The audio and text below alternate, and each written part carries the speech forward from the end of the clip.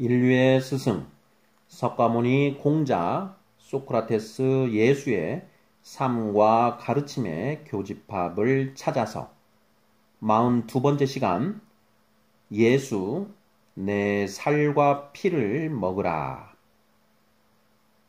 요한복음 6장 53절 이하를 보면 예수가 인자의 살을 먹지 아니하고 인자의 피를 마시지 아니하면 너희 속에 생명이 없느니라.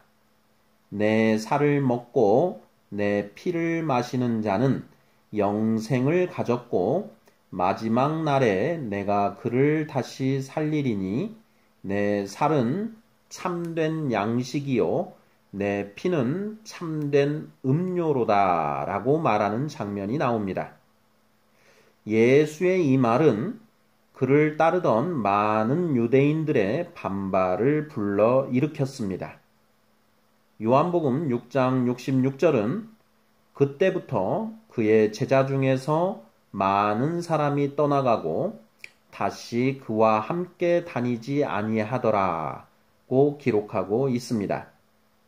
예수가 오병이어의 이적, 즉 떡 5개와 물고기 2마리로 장정만 5,000명을 먹인 바로 다음 날의 일입니다. 예수는 십자가에 매달리기 전날 저녁 마지막 만찬 자리에서 제자들에게 빵은 자신의 살, 포도주는 자신의 피라고 말하며 나누어 주었습니다. 이후 크리스천들은 이것을 기념하여 성만찬 예식을 거행해 오고 있습니다. 도대체 예수는 왜 제자들에게 자기 살과 피를 먹으라고 한 것일까요?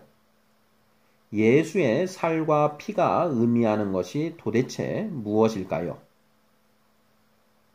요한복음 1장 1절과 14절은 하나님의 말씀이 육신이 되어 이 땅에 온 존재가 바로 예수라고 기록하고 있습니다. 예수가 하나님의 말씀 그 자체라는 것입니다. 이것이 소위 기독론의 핵심이자 결론입니다. 예수가 하나님의 말씀이라는 점을 인정하면 피와 살이 무엇인지 가늠해 볼 수 있습니다. 성경은 하나님의 말씀을 기록한 책입니다. 하나님의 말씀이 바로 예수이니 성경이 바로 예수인 것입니다. 이 정도면 알아채신 분도 있으실 것 같은데요. 그렇습니다. 예수의 살과 피는 성경 안에 기록되어 있는 한 구절 한 구절의 말씀을 가리키는 것입니다. 요컨대 내 살과 피를 먹으라는 것은 하나님의 말씀 한 구절 한 구절을 먹고 소화시키라는 의미인 것입니다.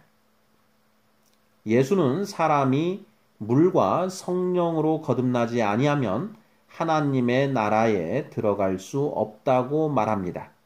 요한복음 3장 5절 말씀입니다.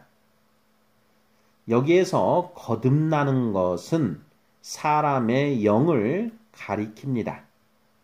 육으로 난 것은 육이요 영으로 난 것은 영이니 내가 내게 거듭나야 하겠다 하는 말을 놀랍게 여기지 말라. 요한복음 3장 6절 7절 말씀입니다. 선악과를 먹고 죽어버린 영이 하나님의 선물인 성령으로 말미암아 살아나는 것, 그것이 바로 예수가 말한 거듭남입니다. 거듭난 영은 하나님의 말씀, 즉 예수의 살과 피를 먹고 점점 자라납니다. 갓난 아기들같이 순전하고 신령한 젖을 사모하라. 이는 그로 말미암아 너희로 구원에 이르도록 자라게 하려 함이라. 베드로전서 2장 2절입니다. 순전하고 신령한 젖이 바로 하나님의 말씀입니다. 갓난 아기가 엄마 젖을 먹고 자라나듯이 거듭난 영은 하나님의 말씀을 먹고 자라난다는 것입니다. 젖은 하나님의 말씀 중 비교적 소화시키기 쉬운 말씀들을 의미합니다. 아기가 어느 정도 자라나면 젖을 떼고 이유식을 먹다가 단단한 음식들을 먹기 시작합니다. 거듭난 영 또한 마찬가지입니다. 이해하기 쉬운 젖에 해당하는 하나님의 말씀을 먹고 자라나다가 조금씩 어려운 말씀들을 이해하게 되면서 영적인 성장이 이루어진다는 것입니다. 요컨대 물과 성령에 의하여 거듭난 영이 예수님의 살과 피를 먹고 점점 자라나 어린아이 단계를 거쳐 장성한 자로 성장하게 되는 것입니다. 예수는 마지막 만찬에서 떡과 포도주를 나누어 주는 세레모니를 통해 자신의 살과 피, 즉 하나님의 말씀을 열심히 먹고 장성한 자가 되라는 유훈을 남긴 것입니다. 석가모니의 쉬지 말고 정진하라는 유훈과 맥을 같이 하는 것입니다. 음식을 먹는다고 모두 소화시킬 수 있는 것은 아닙니다.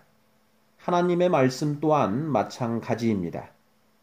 이를 소화시키기 위해서는 소화액이 필요합니다. 하나님의 말씀을 소화시킬 수 있도록 도와주는 소화액이 바로 하나님의 영, 즉 성령입니다. 우리가 세상의 영을 받지 아니하고 오직 하나님으로부터 온 영을 받았으니 이는 우리로 하여금 하나님께서 우리에게 은혜로 주신 것들을 알게 하려 하심이라. 고린도전서 2장 12절 말씀입니다. 하나님께서 우리에게 은혜로 주신 것들이 바로 구원의 말씀입니다. 어떻습니까? 크리스천들이 왜 떡과 포도주를 먹고 마시는 성만찬 의식을 하는지 이해하셨습니까?